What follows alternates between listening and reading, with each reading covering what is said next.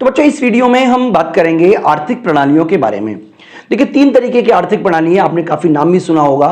एक तो कहलाती है पूंजीवाद, समाजवाद और मिश्रित अर्थव्यवस्था। लेकिन इकोनॉमिक्स की भाषा में पूंजीवाद की जगह हम वर्ड यूज करते हैं मार्केट इकोनॉमी, बाजार अर्थव्यवस्था। यानी कि बाजार अर्थव्यवस्था क्या होती है, एक्चुअल में तो होता पूंजीवाद है, लेकिन हम बोलते हैं इसको बाजार अर्थव्यवस्था है। यानी कि जहां पर सभी की सभी जो पावर है वो डिमांड एंड सप्लाई के हाथों में छोड़ दी गई है। यानी कि बाजार अर्थव्यवस्था वो होती है जिस पर हर चीज का निर्धारण जो है वो डिमांड एंड सप्लाई करेंगे। देखिए, मैं आपको बताना चाहता हूं, आप बहुत सिंपल समझिए। मार्केट इकोनॉमी का मतलब होता है कि अगर मैं अच्छा नहीं पढ़ाऊंगा तो मार्केट मुझे बाहर कर देगी, हटा देगी, क्योंकि डिमांड ही नहीं आएगी।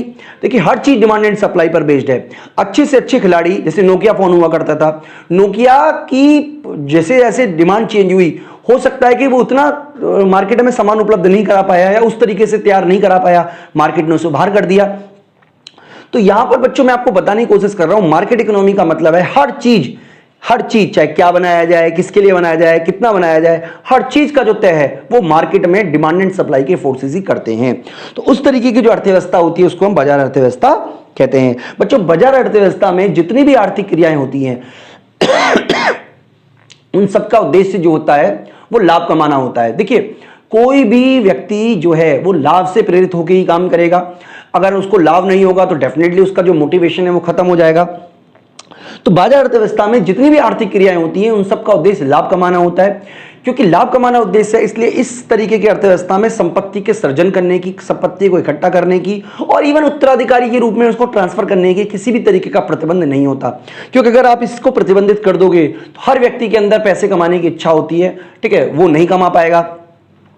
तो बच्चों, अगर हम बात करें सरकार की, तो इसमें सरकार का जो योगदान होता है वो बहुत कम होता है। सरकार केवल प्रशासनिक रक्षा कार्यों के लिए ही होती है, यानी कि न्याय व्यवस्था बनाए रखना, ये देखना कि कोई चोरी ना करे, ये देखना कि कोई कानूनों का उल्लंघन ना करे। लेकिन सरकार मार्केट इकोनॉमी में इंटरफेयर नहीं करती है, सरकार उत्पादन नहीं करती है।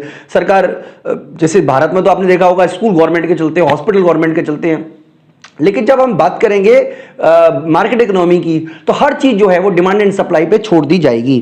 ठीक है बच्चों, इसके अलावा सरकार का जो योगदान होता है वो बहुत ही सीमित मात्रा में होता है। ऐसी अर्थव्यवस्था में व्यापक स्तर पर बेरोजगारी, असमानता, संपत्ति का केंद्रीकरण, आर्थिक उच्चावचन आदि समस्याएं पाई जाती हैं। इस तरीके की जो इकोनॉमी होती है वहां पे बेरोजगारी होती है, असमानता होती है, संपत्ति के केंद्रीकरण की समस्या होती है, आर्थिक उच्चावचन पाए जाते हैं। तो ये सारी की सारी जो समस्याएं हैं ये आपको देखने को मिलती हैं किस तरीके की इकोनॉमी में, बाजार अर्थव्यवस्था में। अगर हम बात करें बच्चों केंद्रीय योजनाबद्ध अर्थव्यवस्था की, तो देखिए, केंद्रीय योजनाबद्ध अर्थव्यवस्था वो होती है जहां पर केंद्रीय सरकार या केंद्रीय सरकार के अपॉइंटेड व्यक्ति या अधिकारी ही नीतियां डिसाइड करते हैं। यानी कि पूंजीवादी अर्थव्यवस्था में या बाजार अर्थव्यवस्था में क्या उत्पादन किया जाए, कैसे उत्पादन किया जाए, किसके लिए उत्पादन किया जाए, इस तरीके की जो केंद्रीय समस्या पैदा होती हैं उनका समाधान करने की जो पावर होती है वो मार्केट के पास होती है, डिमांड एंड सप्लाई के पास होती है। क्या उत्पादन किया जाए ये डिमांड और सप्लाई डिसाइड करेंगे, क्योंकि जिसका उत्पादन नहीं होगा उसको मार्केट बनाएगा ही नहीं। ठीक है, लेकिन केंद्रीय योजनाबद्ध अर्थव्यवस्था में ये सारे निर्णय, क्या बनाया जाए, किसके लिए बनाया जाए, कितनी मात्रा में बनाया जाए, ये सारे के सारे निर्णय केंद्रीय अधिकारी लेते हैं। और इन सभी आर्थिक क्रियाओं का जो उद्देश्य होता है वो एक ही होता है, वो है सामाजिक कल्याण करना। इस तरीके की अर्थव्यवस्था में सरकार जो है वो संपत्ति के केंद्रीकरण पर अनेक तरीके के प्रतिबंध लगा के रखती है। यानी कि कई तरीके के प्रतिबंध होते हैं जो इस तरीके की अर्थव्यवस्था में सरकार जानबूझकर लगाती है, ताकि कहीं ऐसा ना हो कि संपत्ति जो है वो कुछ ही लोगों के हाथों में केंद्रित होकर रह जाए। आप पूंजीवाद में देखिए, आप बाजार अर्थव्यवस्था में देखिए, कुछ ही लोगों के हाथ में सारी की सारी संपत्ति इकट्ठी होकर रह जाती है। मोबाइल फोन की बात करें तो कुछ कंपनियां हैं जो मोबाइल के बड़े मार्केट पे कब्जा करके बैठी हुई हैं। कुछ ऑनलाइन सेल जैसे अमेजॉन, फ्लिपकार्ट हैं जिन्होंने मार्केट के बड़े हिस्से पर अपना कब्जा कर लिया है। यही होता है पूंजीवाद में। पूंजीवाद में बड़े बड़े प्लेयर बन जाते हैं जो छोटे छोटे लोगों को, छोटे छोटे दुकानदारों को खाते हैं। ठीक है, खाने का मतलब यहाँ पे उनको खत्म करने की कोशिश करते हैं। लास्ट में बच्चों मैं भी बताऊंगा कि मैं पूंजीवाद और समाजवाद में किसका समर्थक हूं, मैं भी अपने विचार आपको जरूर देना चाहूंगा। इसके अलावा मिश्रित अर्थव्यवस्था की हम बात कर लेते हैं। बच्चों, मिश्रित अर्थव्यवस्था में होता क्या है बच्चों, मिश्रित अर्थव्यवस्था में आप जो सरकार है और जो निजी व्यक्ति है, दोनों ही इंपॉर्टेंट रोल प्ले करते हैं। यानी कि सरकार के पास इतने साधन नहीं होते कि सरकार सभी आर्थिक क्रियाएं खुद चला सके, ना ही निजी व्यक्तियों के पास इतने साधन होते हैं। इसलिए दोनों ही क्षेत्र जो हैं वो मिलजुल के काम करते हैं। यानी कि सरकार सामाजिक कल्याण के लिए काम करती है और निजी क्षेत्र जो है वो लाभ कमाने के उद्देश्य से काम करता है। हालांकि यहां पे भी संपत्ति की इकट्ठा करने की कोई सीमा नहीं होती है, लेकिन सरकार कई तरीके के नियम कानून द्वारा इसको नियंत्रित करने की कोशिश करती है। इसके अलावा मैं यहां पे भी बता देता हूं कि यहां पे भी केंद्रीय सभी समस्याओं का जो समाधान है वो मांग और पूर्ति की शक्तियां करती हैं, लेकिन सरकार इन शक्तियों पर प्रभावी रूप से नियंत्रण लगा के रखती है, जिसको कि आप राशनिंग भी बोलते हैं, आप फ्लोरिंग भी सुना होगा। यानी कि सरकार का जो रोल है वो बहुत ही इफेक्टिव होता है।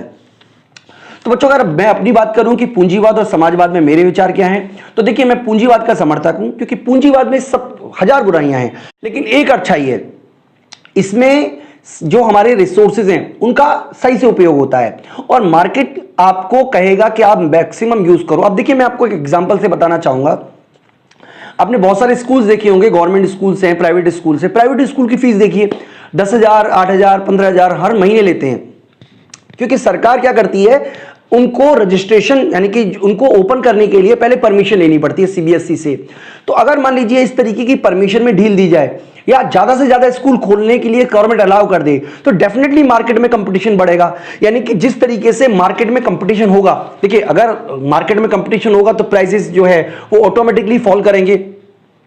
तो बाजार की शक्तियां जो हैं वो इतनी फेवरेबल होती है कि हर चीज को खुद डिसाइड कर सकती हैं। अगर हम भारतीय अर्थव्यवस्था की बात करें तो भारतीय अर्थव्यवस्था में, क्योंकि अगर हम बात करें स्टार्टिंग से ही हमारी, अगर आप 1948 की औद्योगिक नीति देखोगे, 1956 की औद्योगिक नीति देखोगे, तो भारतीय अर्थव्यवस्था मिश्रित अर्थव्यवस्था तो रही है, लेकिन उसका झुकाव जो है वो समाजवाद की तरफ रहा है। उसका झुकाव जो है वो बाजार अर्थव्यवस्था की जगह केंद्रीय योजनाबद्ध अर्थव्यवस्था की तरफ रहा है। यानी कि सरकार की कोशिश रही कि किस तरीके से वो पूरी की पूरी इकोनॉमी में नियंत्रण करे, लेकिन 1991 के बाद धीरे धीरे पूरे के पूरे प्रोसेस में कमी आई है।